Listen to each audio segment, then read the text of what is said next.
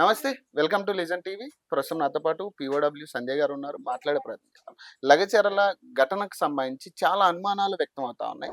కొంతమంది దీన్ని పొలిటికల్ పార్టీస్‌కి అంటగట్టే ప్రయత్నం చేస్తా ఉన్నారు. అపోజిషన్ పార్టీకి. సో, అసలు ఏం జరిగింది?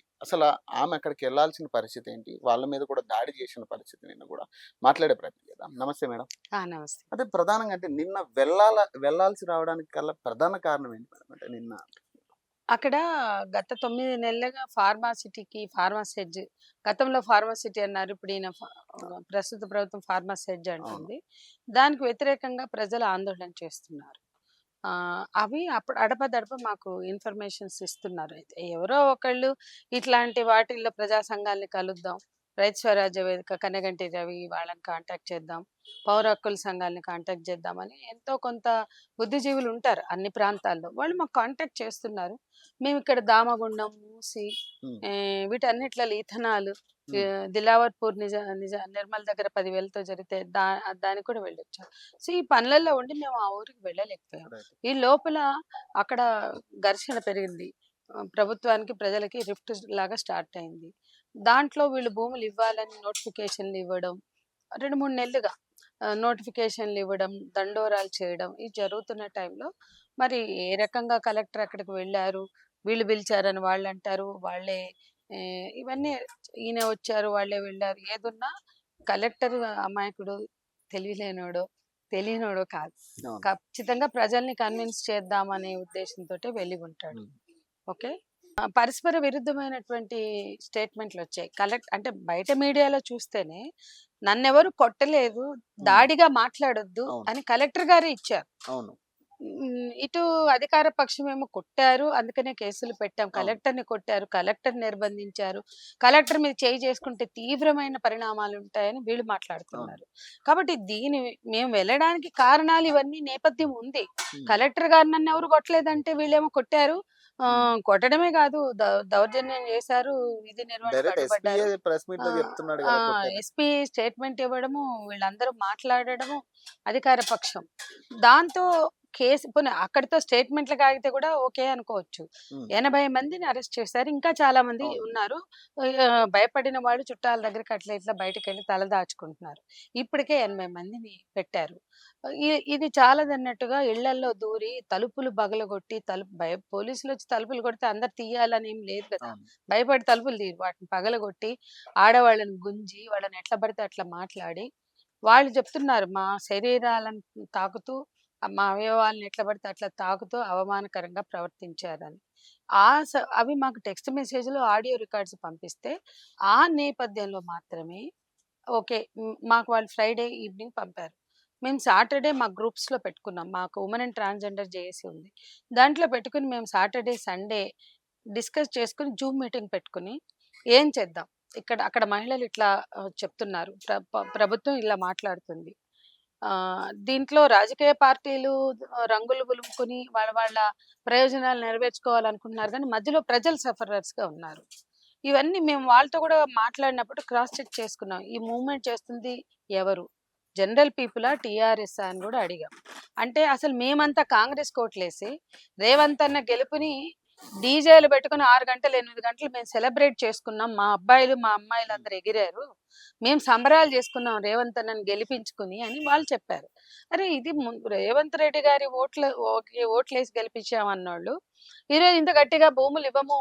మా ఇళ్ళ మా అంటే 2 తండాలు పూర్తిగా ఖాళీ అవును. చేయాలన్నారు. అవును. లగచర్ల 40%, పోలేపల్లి, హకీంపేట 30, 40. బట్ పులిచెర్ల తండా, ఆర్‌బీ తండా, హ్మ్. రోటిపొడి తండా. ఈ 2 కంప్లీట్‌గా ఇళ్ళు, వాకిళ్ళు, పెరళ్ళు, అవును. భూములు అన్నీ పోతున్నాయి. ఇవి ఉన్నయన్నీ పోతాయి. పోతున్నాయి. అంటే కంప్లీట్‌గా పోతుంది. ఎక్కువ రెసిస్టెన్స్ వాళ్ళ నుంచే వచ్చింది. వాళ్ళు ఎప్పటినుంచో ధర్నాలు చేస్తున్నారు, శిబిరాలు వేసుకున్నారు. వాళ్ళేమంటున్నారంటే, "మేము ఈ ప్రభుత్వానికి ఇచ్చుకున్నయి ఉన్నాయి మా దగ్గర చూడండి. మేమొస్తే అందరం రాలేం గదా! మీరొస్తే మేము అవన్నీ చూపిస్తాం. అవును. మా దగ్గర ఫోటోలున్నాయి. అప్పుడు రేవంత్ అన్న సెలబ్రేషన్ నుంచి మా దగ్గర అన్నీ ఉన్నాయి. మీరు చూడండి. హ్మ్. మమ్మల్ని పొలిటికల్‌గా అంటగట్టి మమ్మల్ని వేధిస్తున్నారు గానీ, మాకు ఎవరైనా సరే మా భూములు గుంజుకోకుండా మా ఇళ్ళు, వాకిళ్ళు, మా ఊర్లు ఖాళీ చేపించకుండా ఉంటే మాకు చాలు. అది ఎవరొచ్చినా మేము మాట్లాడతామని చెప్పారు. హ్మ్. ఇంకోటి మమ్మల్ని వాళ్ళు నమ్మి మీరు ఫ్యాక్ట్ ఫైండింగ్‌కి రండి. అంటే వాళ్ళు ఫ్యాక్ట్ ఫైండింగ్ అనలే. మాకు మద్దతునివ్వండి అని రాశారు. ఇవి మేము పోలీస్ అధికారులకు కూడా చూపిచ్చాం. హ్మ్. వినిపిచ్చాం, చూపిచ్చాం. చూడండి వాళ్ళు అడిగారో లేదో అంటే, అడిగుంటారు మేడం. మీ మీద మాకు నమ్మకం ఉంది. మీరు ఫ్యాక్ట్ ఫైండింగ్‌కే వెళ్ళుంటారు. మరి కానీ పంపియాలి గదా! పర్మిషన్ తీసుకోలేదు గదా! అంటే పర్మిషన్ మేమెప్పుడు తీసుకోలేదు 40, 45 అంటే ఏళ్లలో. దేనికి పర్మిషను? ఫ్యాక్ట్ ఫైండింగ్‌కెళ్తామని తీసుకోవాలట. ఇది విచిత్రంగా విన్నా. హ్మ్. మేము అడిగాం ఇదేనా రేవంత్ రెడ్డి గారి సీఎం గారి 7వ హామీ ప్రజాస్వామ్య పాలన? గతంలో ఎప్పుడూ పర్మిషన్ ఎవరు మమ్మల్ని అవును. తీసుకోమనలే. అవును. కల్లోలిత ప్రాంతాల నుంచి ఇప్పటి వరకు పని చేసినప్పుడు ఫ్యాక్ట్ ఫైండింగ్స్ ఎళ్ళాయి. హ్మ్. చాలా సందర్భాల్లో ఛత్తీస్‌గఢ్ అట్లాంటి చోట ఎన్‌కౌంటర్‌లు అక్కడ బాడీలు పడితే పౌర హక్కుల సంఘాలు వెళ్తే ఆపారేమో కానీ, ఈ ఉద్యమ ప్రాంతాల్లో ఈ భూ పోరాటాల్లో భూమి కోసం జరిగిన అనేక పోరాటాలు మల్లన్న సాగర్ అప్పుడు టెర్రరైజ్ చేశారు. ల్యాండ్ పూలింగ్ జరిగింది. కాళేశ్వరం జరిగింది. ధర్నాలు, శిబిరాలు జరిగినయి. ఇవన్నీ కొత్త కాదు. హ్మ్. పోడు భూముల పోరాటాలు కూడా గత పాలకుల హయాంలో జరిగినాయి. కానీ మేము ఫ్యాక్ట్ ఫైండింగ్స్ ఎళ్ళామే. మేము ఫ్యాక్ట్ ఫైండింగ్స్ ఎళ్ళాక ఆ పోడు భూముల పోరాటాలు కాంగ్రెస్ వాళ్ళు మాతో కలిసొచ్చారే. అలాగే ఇప్పుడు ఇప్పటివరకు మేము టీఆర్ఎస్‌తో గూడా అవును. మాట్లాడింది లేదు. దీనికి పొలిటికల్ ఇంటెన్షన్స్ లేవు. మేము ప్యూర్‌గా ఫ్యాక్ట్ ఫైండింగ్‌కొచ్చాం. మీరు కూడా మా ఎమ్మట రండి. హ్మ్. మేము ఎవరెవరితో మాట్లాడతాము, రెచ్చగొడతామా, మాట్లాడతామా, విషయ సేకరణ చేస్తామా చూడండి. హ్మ్. మేము ఫ్యాక్ట్ ఫైండింగ్‌లో భాగంగా మీ అభిప్రాయం గూడా తీసుకుంటాం. మీ వెర్షన్ మాకు కావాలి. అవును. ఎందుకంటే ఇవాళ గవర్నమెంట్ ఒకటి చెప్తుంది. అధికారుల మీద దాడులు చేశారని. పోలీసులు దౌర్జన్యం చేశారని వాళ్ళు చెప్తున్నారు. మరి మీరేంటి? మీ రోలేంటి? మీరు ఎందుకు దౌర్జన్యం చేయాల్సొచ్చింది? మీ వెర్షన్ గూడా తీసుకుంటాం. హ్మ్. కలెక్టర్ గారి వెర్షన్ గూడా తీసుకుంటాం. ప్రభుత్వం స్టాండ్ ఏంటి? ప్రజలేం చెప్పుకున్నారు? ఎలాంటి అర్జీలొచ్చినియి? ప్రజలేం కోరుతున్నారు? మీరేం చేస్తున్నారు? అని మేము మేము చాలా ప్రొఫెషనల్‌గా, అఫీషియల్‌గా చేస్తామండి. దానిలో గవర్నమెంట్ చెప్పిన మాటలే నిజమైతే అది వాళ్ళకే ఉపయోగపడతాయి. మేము అబద్ధాలు రాయం. రైట్. మాకు ఏ ఇంట్రెస్ట్ లేవు. ప్రజల ఇంట్రెస్ట్ తప్ప ఇంకోటి లేదు మాకు. అంటే అయినా సరే మీరు వెళ్ళడానికి వీల్లేదు. హ్మ్. అయినా సరే పర్మిషన్ తెచ్చుకోవాలా? అంటే మేమన్నాం పర్మిషన్ మేము తీసుకోం. అంటే అయితే మిమ్మల్ని అరెస్ట్ చేస్తాం. మీరు ప్రివెంటివ్ అరెస్టు లేదా దేనికి అరెస్ట్ చేస్తారు? అరెస్ట్ అంటే ఫ్యాక్ట్ ఫైండింగ్ టీమ్స్‌ని అరెస్ట్ చేయడం అనేది ఈ గవర్నమెంటే ఎప్పుడు లేదు మొదలుపెట్టింది. గదండీ. బేసిక్‌గా మొన్న మిమ్మల్ని అరెస్ట్ చేయడం. పౌర హక్కుల సంఘాల వాళ్ళని కూడా చేశారు హ్మ్. వెళ్ళనీయకుండా. అవును. ఇది ఈ ప్రభుత్వమే ఈ రకంగా చేస్తుంది. మేము అస్సలు ఒప్పుకోము. మీరు అరెస్టు చేయడానికి వీల్లేదు. ప్రివెంటివ్ అరెస్టు మీరు రండి. ఒక 2, 3 గంటలు మా డీఎస్పీ కార్యాలయంలో కూర్చోండి అంటే మేము రాము. కూర్చోం. మేము వచ్చిన పనికి వచ్చాం. మా పని మమ్మల్ని చేసుకొనివ్వండి. అప్పుడు మీ దగ్గరకొచ్చి మీ మీ విషయ సేకరణలో భాగంగా మీరు కూడా తీసుకుంటాం. ఇప్పుడు మీ దగ్గరికి రాం. మీరు మీరు ఎట్లాగో చేస్తాం అంటున్నారు గదా! రండి మేము చెప్తాం అంటే, జనం దగ్గరికెళ్ళకుండా మీ వెర్షన్ తీసుకోవడానికి మేము రాలా. అవును. మేము మొదలు జనం దగ్గరికెళ్దాం అనుకున్నాం. మీరు అది తీసుకొనివ్వనప్పుడు మీ వెర్షన్ మాకెందుకు? హ్మ్. మీ వెర్షన్ కోసం మేము రాలా. మీ వెర్షన్ భాగం. మా ఫ్యాక్ట్ ఫైండింగ్‌లో భాగం. అవును. మీరది చేయనివ్వలేదు గాబట్టి ఇప్పుడు మేము ప్రివెంటివ్ అరెస్ట్ కాము. వచ్చి అక్కడ కూర్చొని మీ ఆతిథ్యము, మీరు పెట్టే టిఫిన్ భోజనాల కోసం మేము ఇక్కడికి ఇంత దూరం రాలేదు అని మేము హ్మ్. గట్టిగా ఆహ్, వాగ్వివాదం జరిగింది. ఇక జరిగి ముందు మమ్మల్ని అరెస్ట్ చేయాలని చూసారు. మేము ఒప్పుకోలేదు. ఆడిద్దరు ముగ్గురే ఉన్నారు మహిళా కానిస్టేబుల్స్. మగవాళ్ళేస్తే చేతులు ఇరుగుతాయని చెప్పాం. మగ కానిస్టేబుల్స్ ముట్టుకుంటే అది మంచిగుండదన్నాం. అంటే వాళ్ళు ఇప్పుడు లేడీస్ మొత్తం అక్కడున్న మహిళా సంఘాలే గదా! మరి మహిళా మాతో ఎవరు సంఘాలకు మేము మహిళా కానిస్టేబుల్ 8 ఉండాలి మంది గదా! డిఫరెంట్ ఆర్గనైజేషన్స్ మరి ప్రతినిధులే మహిళా కానిస్టేబుల్ ఖచ్చితంగా ఉండాలి గదా! అప్పుడు. ఉన్నారు. ముందు ఇద్దరుండే. ఇద్దరున్నంత సేపు పట్టించుకోలా. హ్మ్. ముట్టుకోలేకపోయారు. ఈ వాదన బిగినింగ్ నుంచే ఉంది. హ్మ్.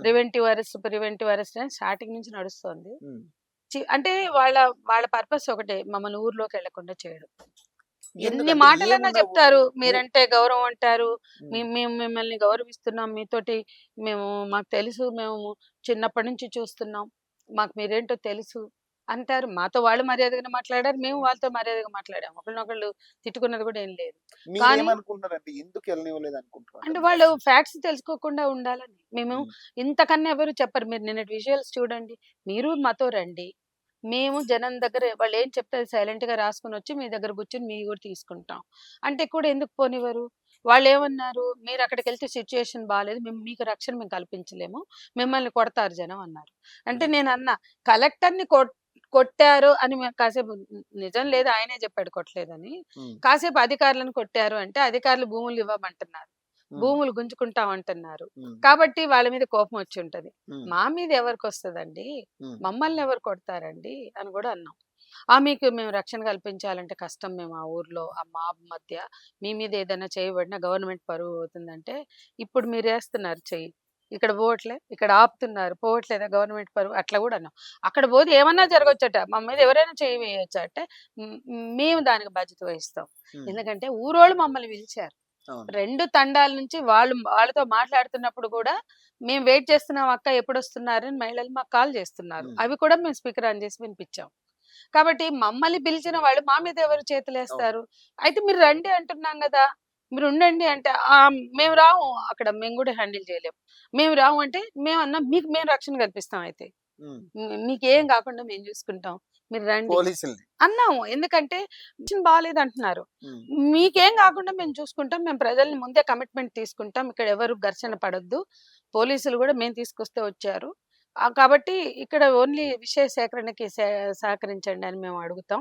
మాకట్లా అన్ని చోట్ల సహకరించారు. ఏ గ్రామాల్లో గూడా మా మీద తిరుగుబడింది లేదు ఇప్పటి వరకు అని మేము చెప్పాం. అయినా సరే వద్దు. ఇది పెరిగి, పెరిగి, పెరిగి వాళ్ళు మహిళా కానిస్టేబుల్స్‌ని పెంచుకొని లాగి, పీకి ఈ చెయ్యి నలుగురు, ఈ చెయ్యి ఇద్దరు, ఆ చెయ్యి ఇద్దరు, కాళ్ళు, బట్టలు చిరిగేలాగా లాగేశారు. అది జరిగింది. మీరు ఎట్లా చూస్తారు మేడం ఇట్లా ఈ దాడి విషయంలో మీ మీ స్టాండ్ ఏంటి, మీరేమనుకుంటున్నారు? మాకొకటే అనిపిస్తుంది. ఎప్పుడు జరగలేదు కదా. ప్రభుత్వం మొండిగా అక్కడ 1300లో 700 దాకా అసైన్డ్ ల్యాండ్స్ ఉన్నాయి. జనంకి జనం అడిగారు. అంటే ఒక్కసారి మనం ఫ్యాక్ట్స్‌లోకెళ్తే 75లో ఇందిరమ్మ ఇచ్చినటువంటి భూములవి. ఉమ్, వాటి మీద కొంత పట్టాలున్నోళ్ళున్నారు, లేనోళ్ళున్నారు గానీ సాగు చేసుకుంటున్నారు. చాలా కష్టపడి నీకు మొత్తం తెలంగాణలోనే మనం గమనిస్తే వ్యవసాయం బాగా నిబద్ధతతో, కష్టంతో అంటే పనిచేసేది బంజారా కమ్యూనిటీ. అవును. మీరు ఏ ఊర్లో అవును. పోయినా మీకు అర్థమైతది. వ్యవసాయం పండ్ల తోటలు గాని, ముఖ్యంగా కూరగాయలు పండించేది గాని, అన్నీ పండిస్తారు. అక్కడక్కడ గంజాయి కూడా పండిస్తారు అది వేరే విషయం. ఉమ్, కానీ చాలా వరకు కష్టపడి వ్యవసాయం చేసేది. ఎందుకంటే ఏ కమ్యూనిటీలో గూడా ఇంత కష్టపడి వ్యవసాయం చేయరు ఆడ, మగ. ఇప్పుడు ఇక్కడ గూడా చాలా కష్టపడి ఫస్ట్ వ్యవసాయం చేశారు. ఉమ్, బోర్‌లేసుకొని మంచి బంగారం పండే భూములుగా మార్చుకున్నారు. 3 పంటలు పండుతున్నాయి. చదివించుకున్నారు పిల్లల్ని. దుబాయ్ అటు గల్ఫ్ ఎళ్లి సంపాదించుకుని ఆ తండాల్లో మంచి మంచి ఇళ్ళు కట్టుకున్నారు. కోటి, కోటిన్నరతో కూడా కట్టుకున్నారు ఇళ్ళు. అదే మీరు డెవలప్. ఆర్ఆర్ ప్యాకేజ్‌లో 2 బీహెచ్‌కే ఇల్లు ఇస్తామంటే, ఇప్పుడు పేదోళ్ళున్నారు వాళ్ళు తీసుకుంటారేమో గానీ, వాళ్ళు గూడా భూములు వదులుకోవడానికి ఇష్టం లేరు. ఉమ్, ఉపాధి పోతుందన్న భయంతో భూమి లేనోళ్ళు గూడా ఇష్టపడట్లా. అవును. భూమి ఉన్నోళ్ళు భూమి ఇవ్వడానికి ఇష్టపడట్లా. భూమి ప్లస్ ఇల్లున్నోళ్ళు ఏమి ఇవ్వమని మాట్లాడుతున్నారు. ముఖ్యంగా 100% పోయాయి ఆ 2 తండాలు. వాళ్ళసలు మేము ఏమి ఇవ్వమంటున్నారు. వీళ్ళిచ్చే ఆర్ఆర్ ప్యాకేజ్‌లో గవర్నమెంట్ కట్టించే 2 బెడ్‌రూమ్‌లు ఇళ్ళుంటాయి. అంత పెద్ద ఇల్లు కట్టుకున్నోళ్ళొచ్చి ఎందుకుంటారు? అంటే ఉమ్, ఎన్ని కలలు గని ఆ ఇల్లు కట్టుకున్నారు. ఇప్పుడు తిరుపతి రెడ్డి ఇల్లు ఎఫ్‌టీఎల్‌లో ఉంది అని నోటీస్ ఇస్తే ఆయన కోర్ట్ నుంచి స్టే తెచ్చుకున్నాడు. అవును. కానీ నేను గవర్నమెంట్ ఎందుకు తెచ్చుకున్నాడు స్టే? గవర్నమెంట్ ఆర్డర్ నేను ఒబే చేస్తాను. ముందు నా ఇల్లే పగలగొట్టండి అని రావాలా? ఆయన కట్టుకున్న ఇంటికి ఆయనకంత ప్రేమ అక్కడ రోజు కార్‌లేసుకొని 20,000, 30,000, 50,000 కార్‌లేసుకొని ఆడ పోయి హల్చల్ ఎందుకు సృష్టిస్తున్నాడు తిరుపతి రెడ్డి? ఉమ్, ఇవన్నీ ఉన్నాయి. తిరుపతి రెడ్డి సీఎం కాదే. ఉమ్, ఆయన సీఎం తమ్ముడేమో. అవును. ఎందుకంత హవా ఆయనకి? ఇవాళ అన్ని చోట్ల ఆయన పేరు ఎందుకు ఇనిపిస్తుంది?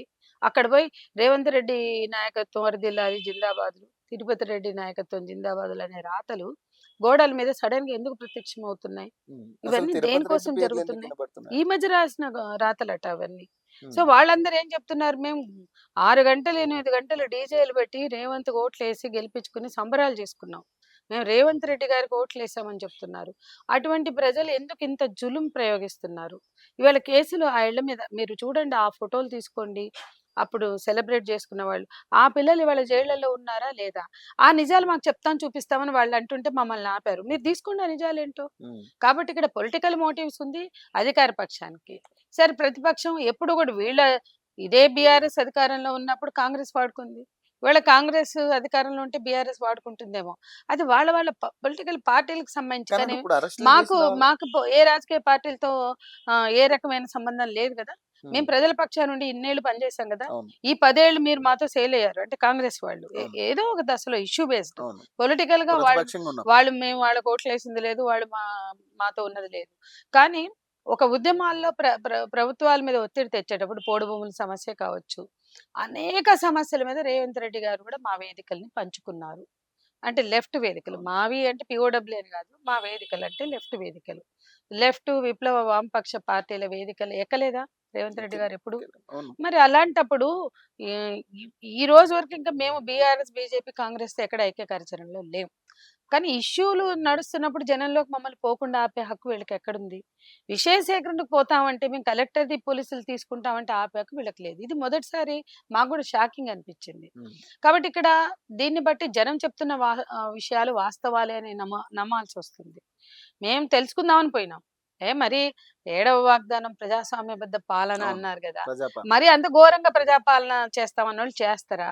చూద్దాం, తెలుసుకుందాం అంటే పోనివ్వనప్పుడు వాళ్ళు చెప్పిందే నిజమేమో అని మేము అనుకోవాల్సొస్తది గదా! హ్మ్.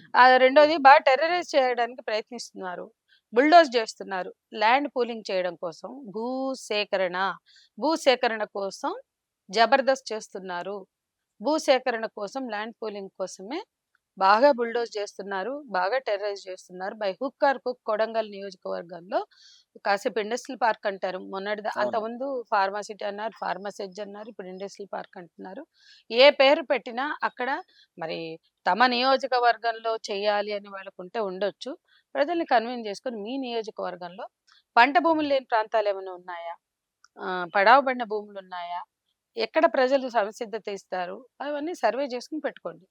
కానీ ఈ ప్రజలు మాకసలు ఫార్మావే వద్దంటున్నారు. హ్మ్. ఎందుకంటే పోలేపల్లి వెళ్లి వీళ్ళు స్టడీ చేసుకొనొచ్చారు.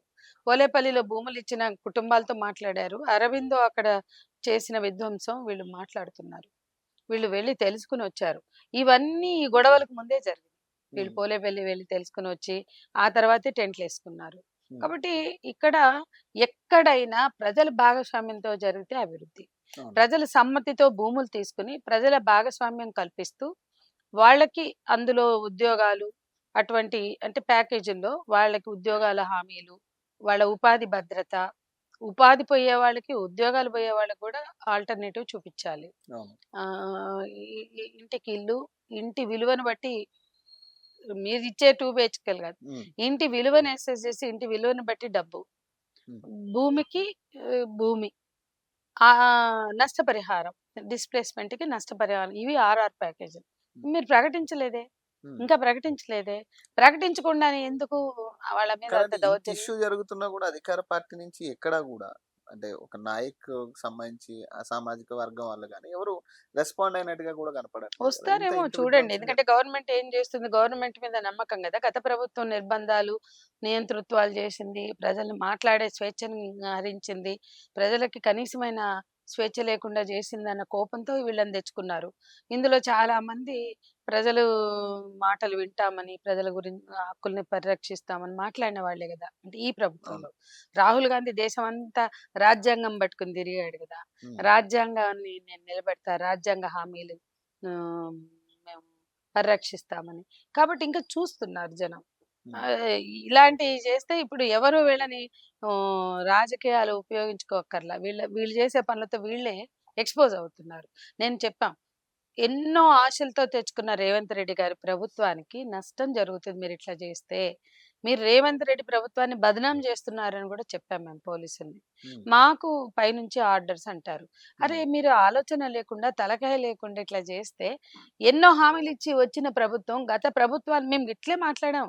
గ గత ప్రభుత్వాలు ప్రజా వ్యతిరేక ప్రభుత్వాలను ఓడించుకున్న చోట, వచ్చిన ప్రభుత్వం మేము ప్రజా పాలన చేస్తాం అని చెప్పిన చోట మీరిట్లా చేస్తే ఇది గూడా ప్రజా వ్యతిరేక పాలనగా ముద్ర పడుతుంది.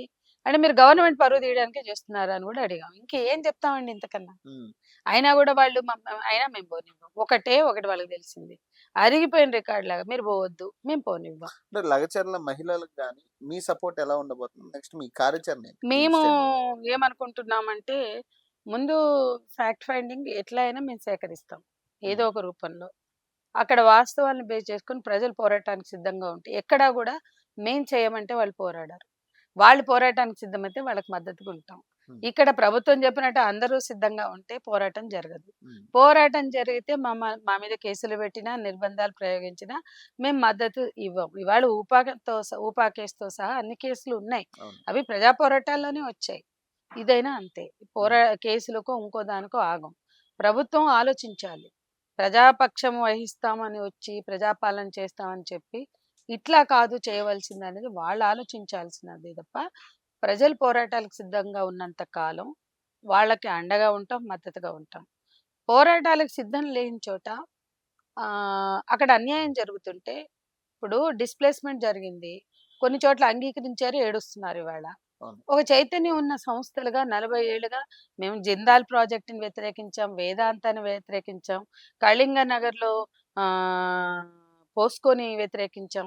పోస్కోలో 13 మంది కాల్పులు జరిగితే, దానికి 3, 4 సార్లు వెళ్ళినోళ్ళం. ఇక్కడ నుంచి హైదరాబాద్ నుంచి అవును. గాని కళింగ నగర్ ఎళ్లి వాళ్ళు 480 రోజులు ఎక్స్‌ప్రెస్ హైవే బ్లాక్ చేస్తే, ఆ పోరాటాలను గూడా మేము మద్దతు పలికాం.